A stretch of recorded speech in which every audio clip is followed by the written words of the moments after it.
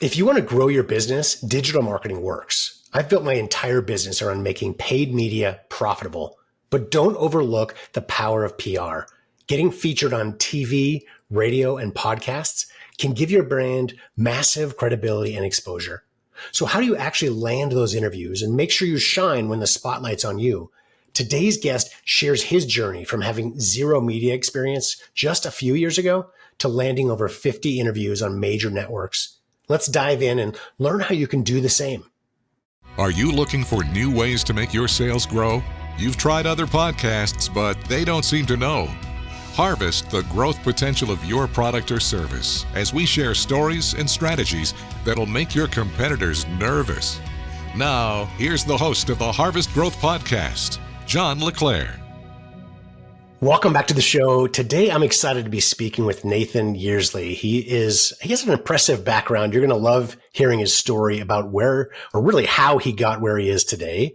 And we are friends. We've been friends for a long time, for many years before he was with this business, and go back many years and kind of see each other occasionally at this point. But I'm excited to have Nathan on the show as a friend, but also you're going to enjoy this interview as well, to hear his business background, what he's done to get where he's at, but also to grow and really fix in many ways the current business that he's at after some changes during the times of COVID, like many of us went through many years ago, et cetera, some restructurings, et cetera. So we'll dive into all of that.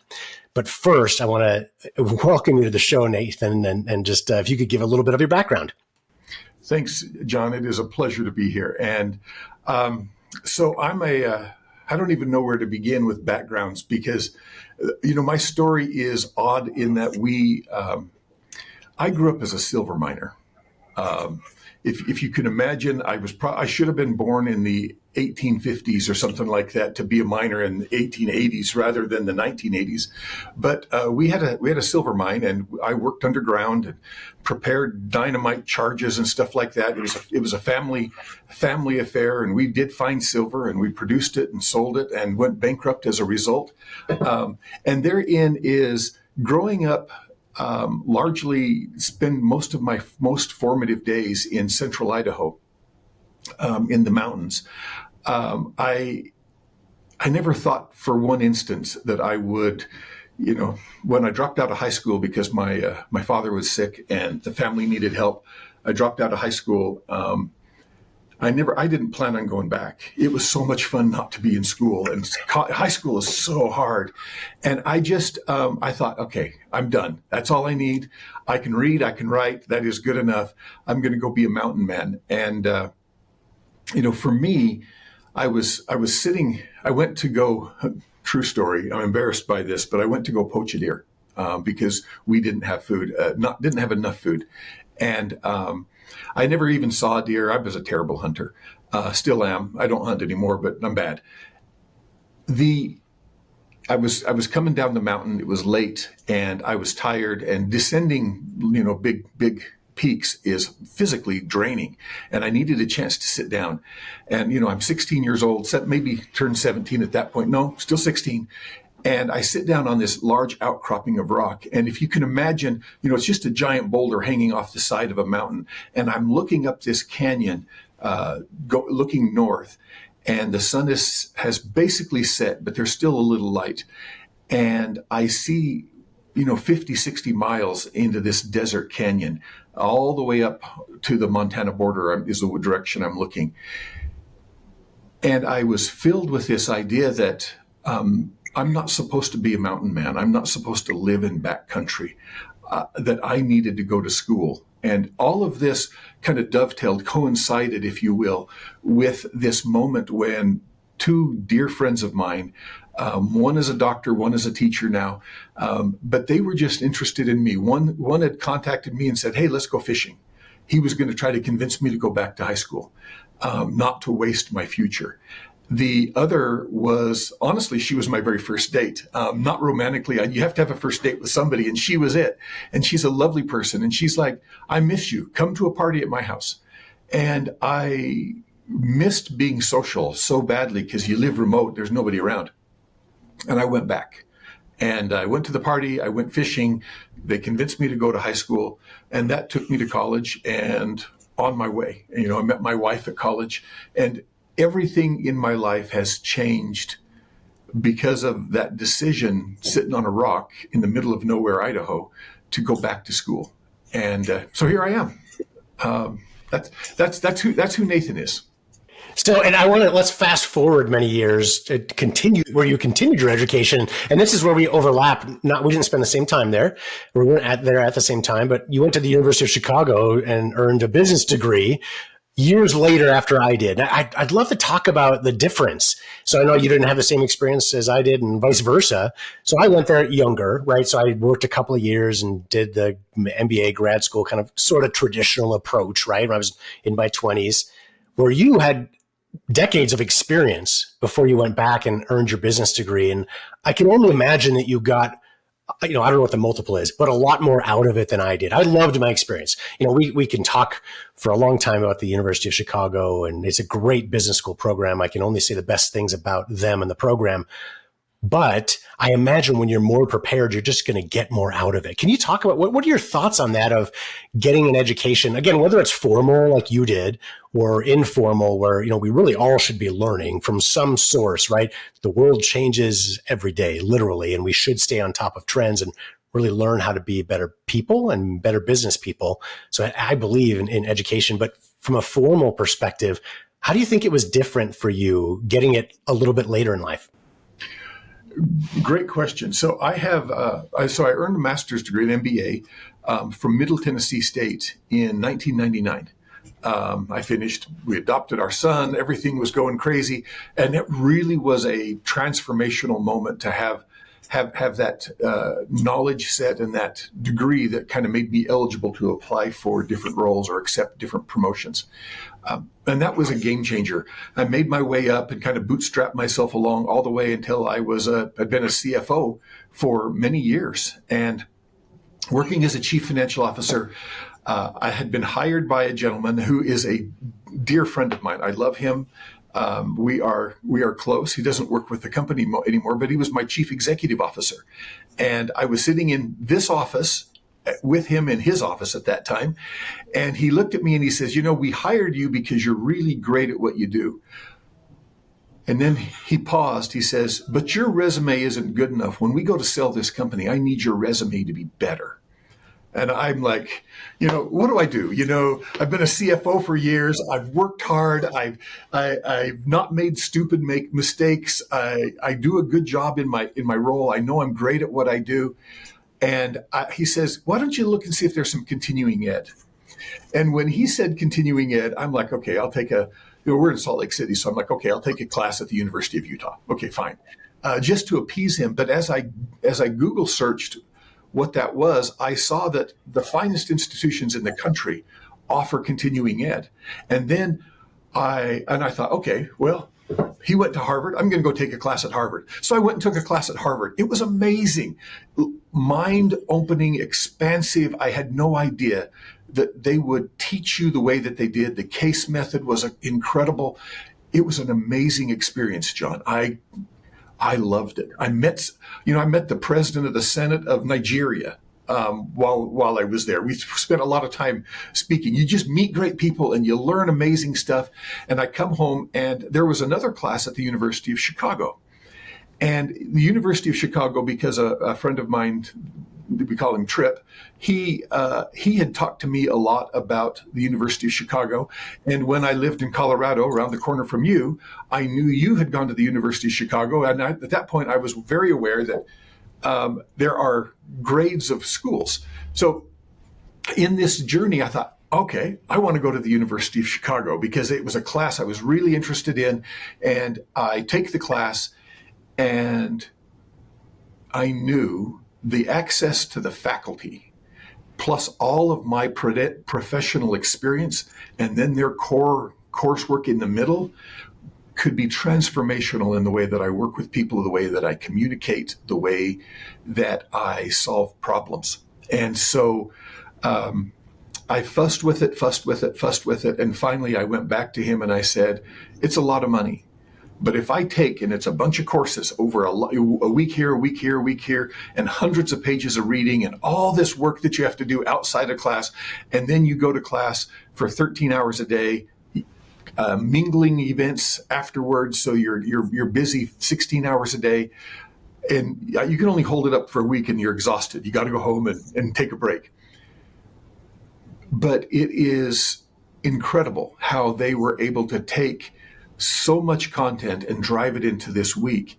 And I came away realizing that I was literally transformed. I disagreed with almost every concept at the first, because I thought, okay, no, that doesn't sound right. That's not how I do it. And then we practiced and played with it, and I saw that I was only working on half of the playbook. And if I went to the other half that they were trying to teach me, that I would have many more options in the way that I lead. In particular, so the program's called Advanced Management Program. And in this program, I was given these tools to say, sometimes you've got to be, I don't have a better word for this. Sometimes you've got to be the understanding person when you're working with somebody. They need you to be understanding, and it's going to work out fine. Sometimes you've got to be a little bit of a taskmaster. That's a better word than the one I was going to use. But you've got to be a little bit of a taskmaster. Sometimes, I'm standing in front of, 50 or 100 people delivering results or talking about the trajectory of the company. And I've got to be a little bit of a showman. And they helped me see that I needed to bring various characters to the situation. Some that you bring front and center, some that you leave on the side. And then they taught me to test it. Okay. Did that work with this person? Okay, if that didn't work, let's try another character. Let's try another approach with this person to figure out how you can bring their work and my work together and keep that employee, keep that team tracking the direction that they're supposed to go. And it was just a mind-blowing experience, not only for me as a leader, but me as a person, me as a community member, and actually globally. How can I affect my industry? So I found myself on a couple boards to support good causes, and I don't know. It's been fantastic. University of Chicago is the place where fun goes to die, they say. It's stressful. I would do it again. I actually have 2 electives I've paid for that I will finish up this year, and I really am looking forward. They're hard, but I'm looking forward to them. That's great. One of the things I could bring all this together. I think there's a humility that is necessary in order to truly learn and expand, right? It's realizing that we don't know all the answers, right? Whatever stage we're at in our personal development or business development, having the humility to be able to learn from others, right? We don't know everything. And as entrepreneurs or business leaders, sometimes we think we do, right? Like it's like the nature of we're in charge of something. But having the humility to realize that there are better approaches out there, and it's whether it's the exact program you went to at the University of Chicago. You and I both love that institution, but there's millions of ways to really learn things, and it might be online, it might be through podcasts, it might be through networking, et cetera. But being humble to learn from others and learn other approaches that can help us, again, personally and in business ways as well. I want to shift gears a little bit and talk about your current business. So you are now the CEO of Augason Farms. For those who don't know, if you're watching the video, you can see the packages of food behind you. For those that are listening on audio, may not see that. But what is Augason Farms? What do you do as a business for those that don't know? So, great question. So Augason Farms is a 53-year-old emergency preparedness brand. And so what we do is we package the food into, whether it's pails or pouches or cans, we package this food that's designed to last on a minimum, like in the pouches that I am pointing at. Those little pouches are packaged to last 5 years. We put an oxygen absorber in there. It's super high quality film that makes up the package. And they're good to last 5 years. Once you open them, they have a zipper on top. You can reseal them. They're good for about a year. We put in the highest quality ingredients. But when you get to the cans and these pails, they are packaged in such a way that they last 25 or 30 years. So it was created with this idea. Phil and Jackie Augason, they believed that people needed help. And when times get tough, if you're not prepared, there's no help. You have to help yourself. And so they started off doing that, and it just grew into more and more products. And we're one of the largest players in the space in terms of emergency preparedness food.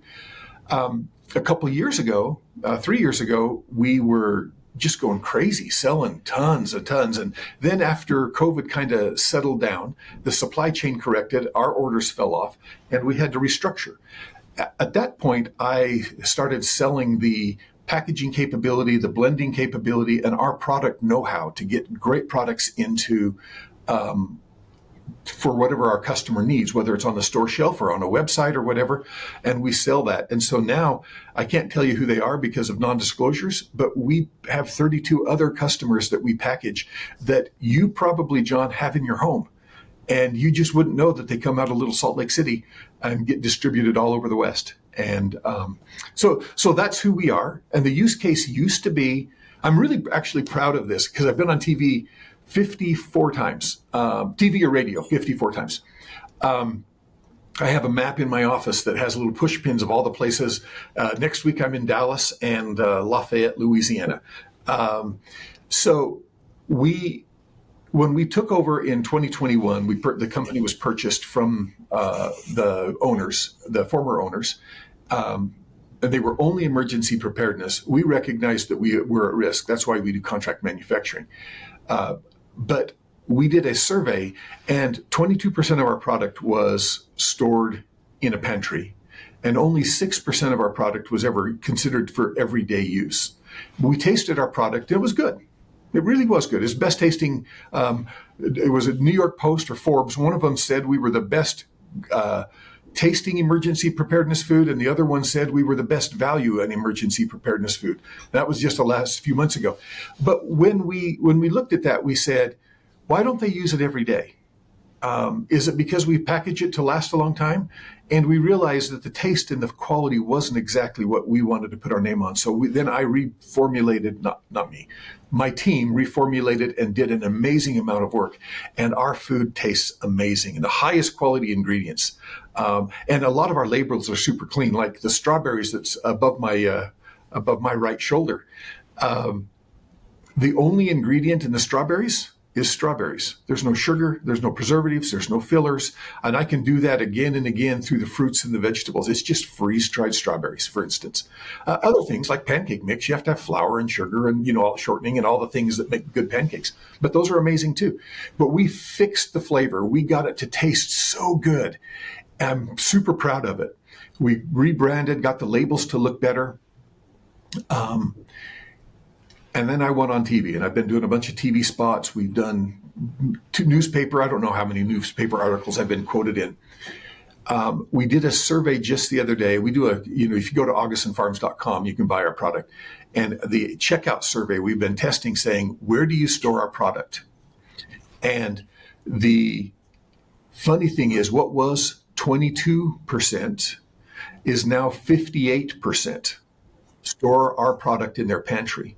And what was 6% use it every day, now 28% use it every day. So the use cases shifted. We have restaurants that use our pancake mix. We have churro makers on the Santa Monica Pier area of California that take our pancake mix, add cinnamon and a little more sugar, and make churros out of it. The use case has shifted. We're introducing 20 new products this year. So the portfolio is always expanding. So what was emergency preparedness? And still works that way. This pail that's sitting behind me, it lasts for 25 or 30 years, depending on the product inside. And in the event of a flood, it floats. And the cool thing is you can grab that 1 5-gallon pail and you've got 30 days worth of food for one person. So you can throw it in your car and drive away. You need water and heat and you can cook your food. It still functions for that, but a lot of our food is used every day. And if you think about emergency preparedness, what does that mean? You know your audience, of course, well, I'm sure. Is it extreme preppers, or is it everybody just kind of planning for something that might happen? Or, maybe describe the normal use case for your emergency preparedness products.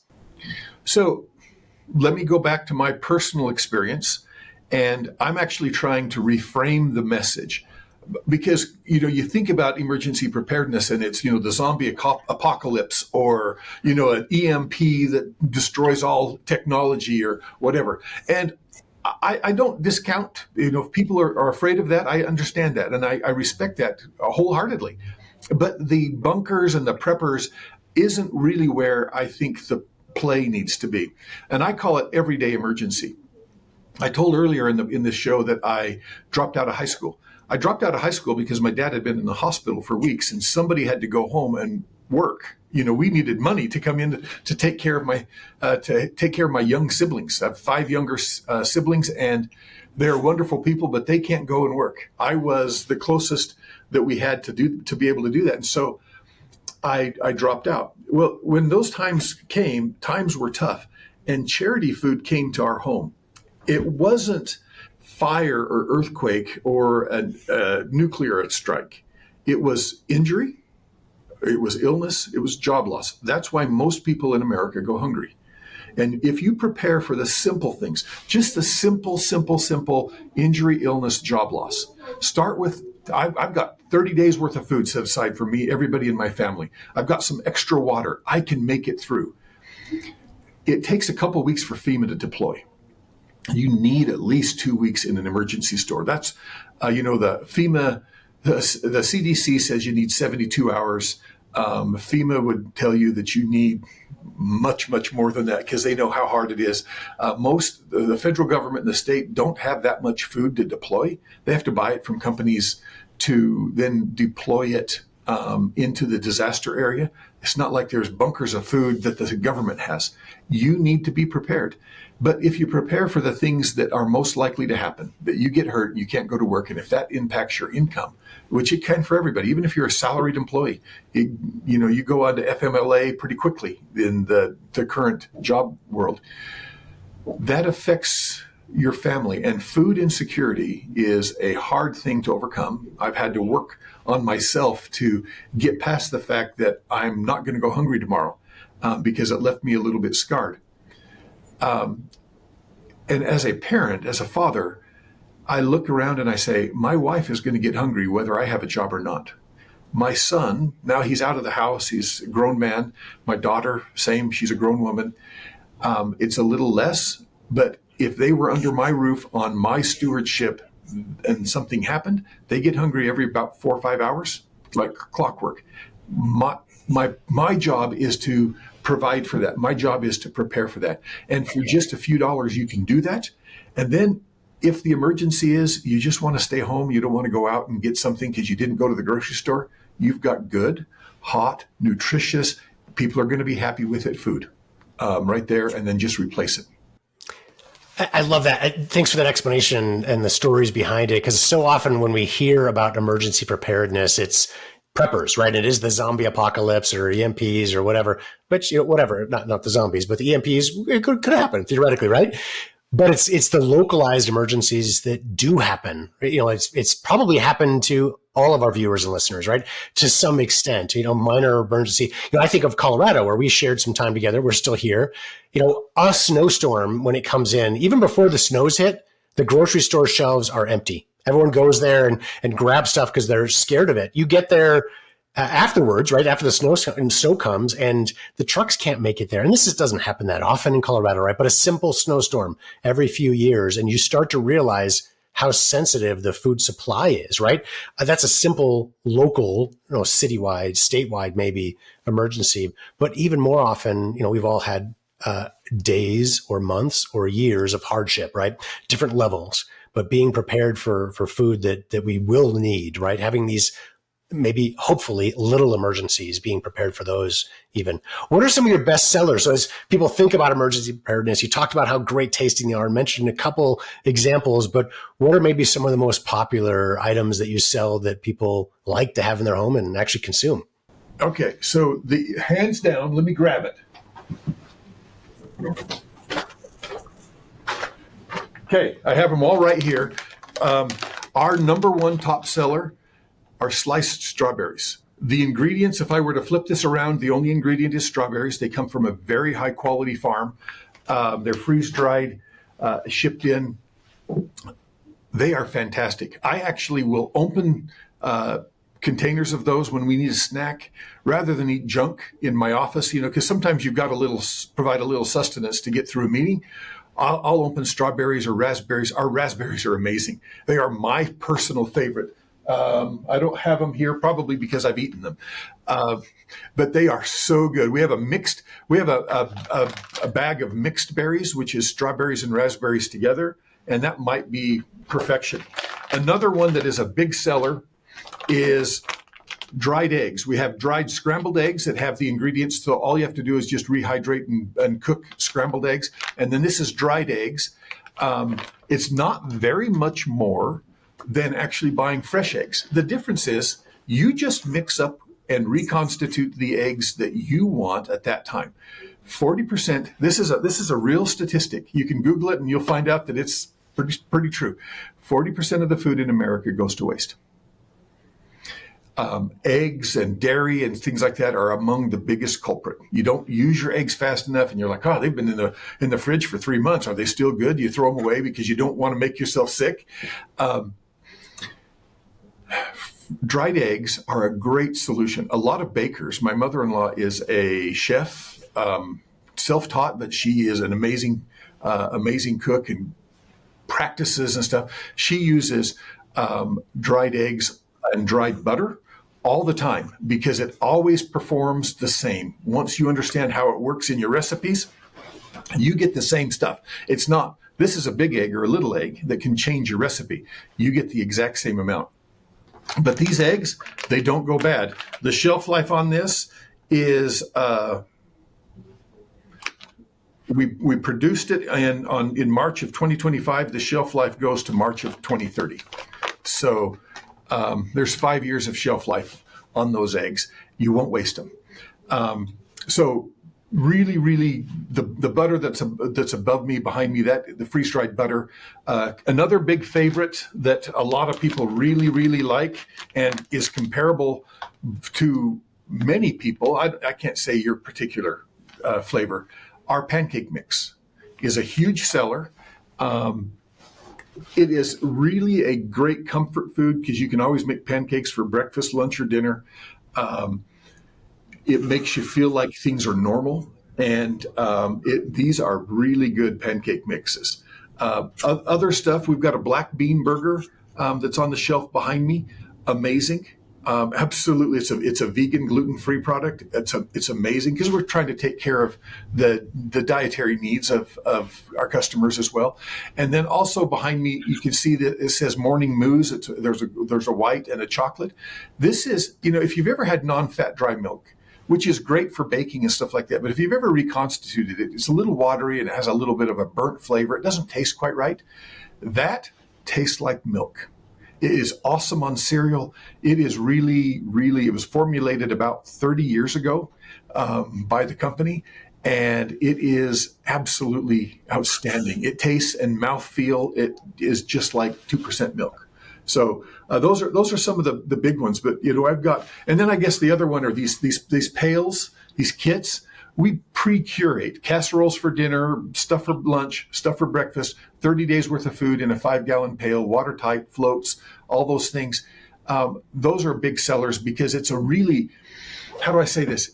If you are looking to have some preparation, let's say that you've got a family of 4 and you want to get 60 days worth of food. You can buy 8 of those buckets, for just a few $100s, and you've got 2 months worth of food for everybody in your family. And then you go and you say, all right, well, that's great. Now, surviving my problem is one thing. I would like to do really well. So then you say, let me add strawberries. I'm going to put strawberries into my oatmeal. And you start to figure out how it is that you can add on all these little pouches and stuff like that. You can add items to it to where you have a full menu and really tasty, healthy, wonderful food.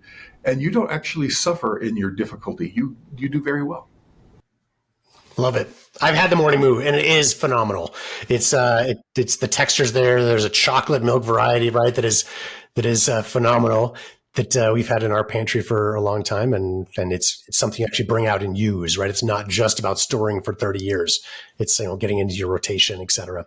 That chocolate mousse or whatever we call it, it's right here above me. That chocolate is like drinking a Wendy's Frosty. It is so creamy and good. I don't allow it to be made here at the office because I don't need the sugar, but it is really good. That's good stuff. So the last question I have, I want to talk about the marketing you've done. So you mentioned it, you alluded to having done over 54 interviews, and you and I reconnected a few years ago. You reached out to talk about, hey, I'm starting out. Like until a few years ago, you hadn't done this before. You're asking some questions and now you're very well versed. You certainly could teach me, but I also want you to teach our audience. So before you started this journey of going on to TV and radio and podcasts, you went through some media training, or maybe during the process as well. Can you share a couple of nuggets, maybe? What did they train you or teach you that you think could be helpful for our audience that may be considering going on, especially podcasts or local or national TV or radio, et cetera? It's great exposure for a business if you do it right. So maybe if you could share some of the learnings you've had in your training. Yeah. So we used a local actress here. She does training all over. Her name is Sue Rowe, Rowe.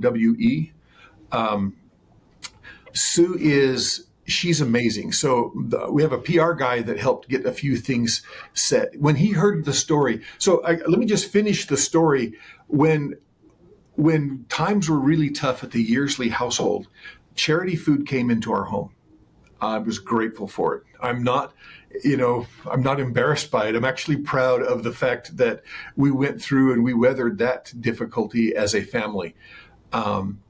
Because even, a high school dropout working at a dairy or working at our mine or whatever I did during those months, I can't make enough to feed a large family, but I could help. And that was all I was trying to do, was to help, and maybe we could just get through. But the charity food came, and it came in large number 10 cans like the ones behind me. And it had a different label on it. I was grateful for it. I was really good. And I was sitting in this office where I'm at right now I have a sofa in my office, and I was sitting with Mark Augason, the son of the founder, who's been on my team for years. He's been with the company for 40 years. He's an amazing person. And I was telling him this story that the charity food came and how grateful I was for it. And I was telling him how great the chocolate, the hot chocolate mix was. And he said, "What year was it?" And I said, "Well, it was 1980. And I was kind of giving him a range because it happened more than once. He says, "Well, that was our food." And I said, "What?" He said, "We were teaching that organization how to make and package food at the time. They didn't know how to do number 10 cans. They didn't know how to do anything other than like 50-pound bags of wheat with their farm produce."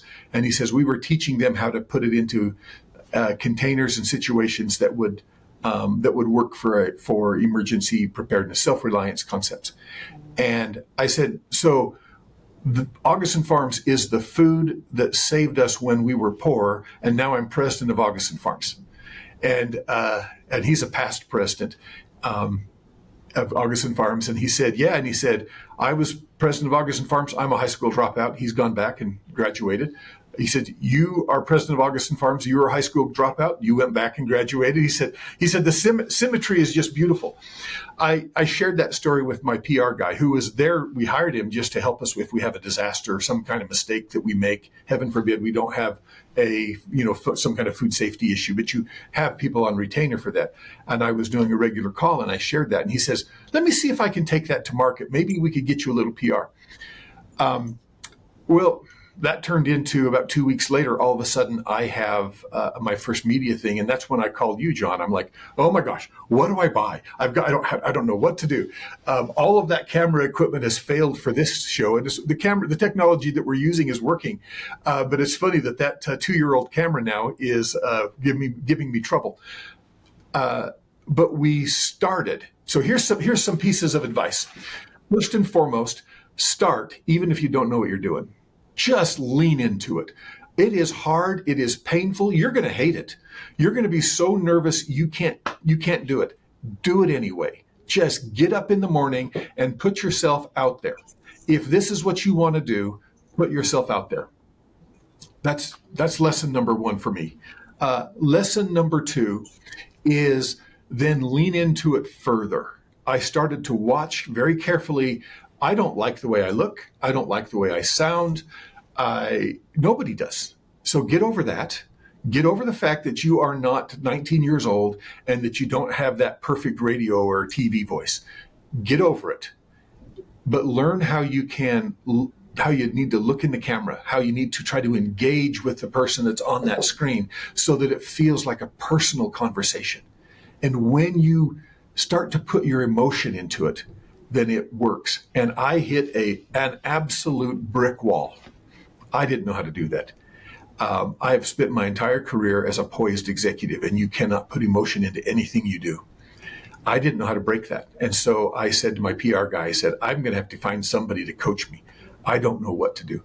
And I could tell, I would look at my clips and I was just frozen. I was so nervous. I was just almost flexing my body.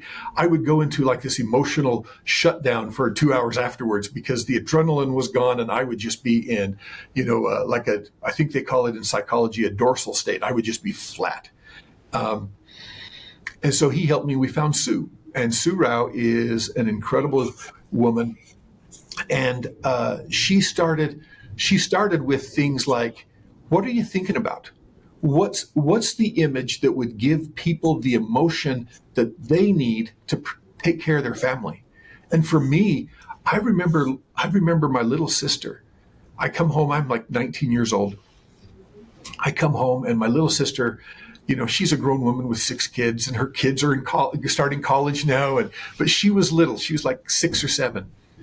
And I come home from working at Pizza Hut. That was my post-high school job. And I had eaten a little personal pan pizza, so I wasn't hungry. I come in and she said, Nate, what are we going to have for dinner? And I said, I don't know, go into the food storage room. We have that big pantry where the food storage was and pick something. I'll help you make it. She said, there's nothing in there. And I had been away to college, so I didn't know. But I said, oh, that's not true. And we go in and it's this room, it's probably 10 by 10 with shelves on every side. And there is one jar of peaches. And it's moldy, completely unsafe and inedible. There is no food. So I start to freak out because I didn't know what to do. And I go in and I open up every cabinet in the entire kitchen.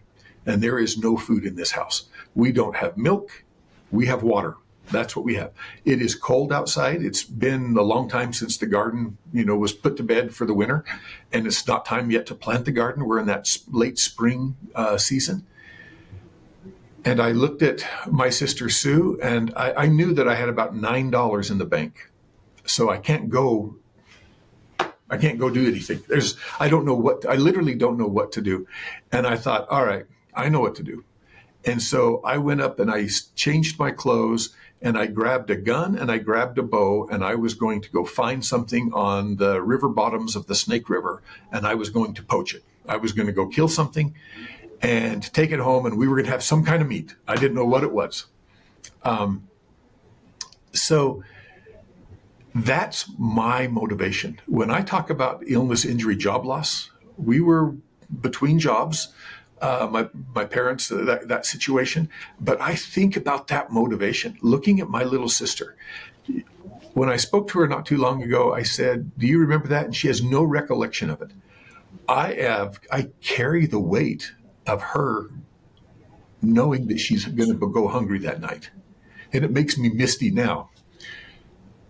That's the emotion. Find your emotion and then lean into it. Share it. Be vulnerable. Vulnerability is power. And then if it's still not working, find a coach. Find people who will tell you the truth, because that's where the real power is people who will tell you the truth.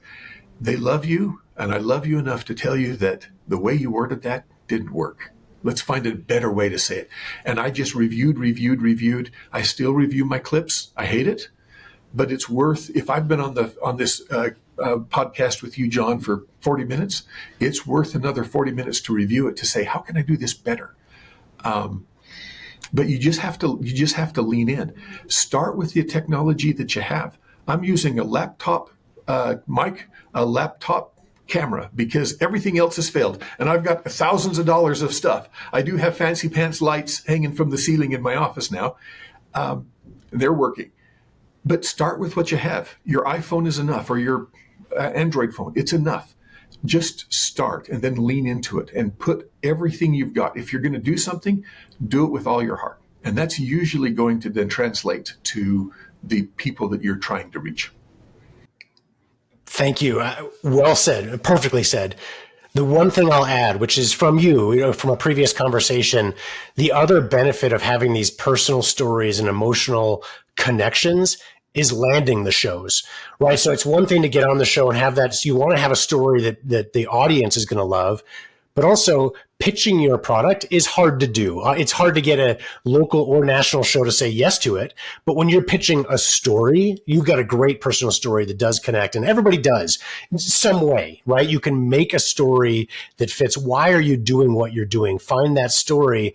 It's going to help you land the actual show too. So that comes from you, but I'm just reiterating something that you told me before we hit record on this as well. And I think that those stories, those emotional connections are so important, so valid, and can help you be successful in getting the show and then getting an audience to love it and share it, right? It's going to take your story beyond the initial audience as well. Well, Nathan, this has been a ton of fun, and I know very valuable for our audience. Is there anything I didn't ask you that you think could be helpful for our audience? I don't know if any of this has inspired you to prepare. Go to augustonfarms.com. We have free shipping. If you're confused, reach out to my customer service people. You can chat with them, you can call them, whatever. We'll help you. This is a mission about helping people gain food security during whatever difficulty life throws at us. I am a member of a national disaster recovery board. I spend a lot of time worrying about how we respond to emergencies. The thing that I wish that I could get the message out, and the reason that I wanted to do this podcast, not only just if it helps me or it helps John, I'm all in, but if I can help one family avoid the trouble that I experienced as a kid, or that maybe they experienced and they don't know that they're still vulnerable, let's prepare. Let's just do one thing to prepare. And so I would encourage people, just go to augustonfarms.com. That was hard to say. augustonfarms.com and take a look. Treat it like a grocery store. Just come buy what you want. Buy a little. Don't overextend yourself. Buy a little, and we'll help you if you get a little confused. We can help you through this and get you prepared. And it's spelled AUGASON Farms.com. If you're driving and don't have a chance to write this down or go to the website right now, it's in the show notes. So go to whatever platform you're on. You can always go to YouTube or any of the podcast platforms, and the link will be there to take you directly to the website. One thing you kind of mentioned this just now, Nathan, is as people think about emergency preparedness, it seems daunting. It seems overwhelming. Like, how do I get everything I need at once, whether that's financially or just logistically? But you can, as you said, start small. Buy one thing, right? Get started. Next month, buy something else when you can afford it. The nice thing with emergency preparedness foods is they last, right? So you don't have to get everything all at once, but start that journey. I do encourage our audience. And if nothing else, check out the website just to learn more about the business, Nathan's story, and kind of how they've made this into such a successful brand for so many years. Well, Nathan, thank you so much for taking the time today. This has been a lot of fun. I really appreciate it. Thank you, John. It's been a pleasure. Thanks for tuning into today's episode, where we uncover the stories and strategies behind some of the most successful product marketers out there. If you're looking to take your own business to the next level, be sure to visit perfectlaunch.com, where you can grab a free copy of my book, The Perfect Launch System. It's packed with the proven principles we've developed over the past 20 years, helping hundreds of businesses launch and grow successfully. Plus, you'll also get exclusive one-page summaries of some of our most popular podcast interviews, real-world insights you can apply right away. Head to perfectlaunch.com and start building your perfect launch today. Until next time, keep learning, keep launching, and keep growing.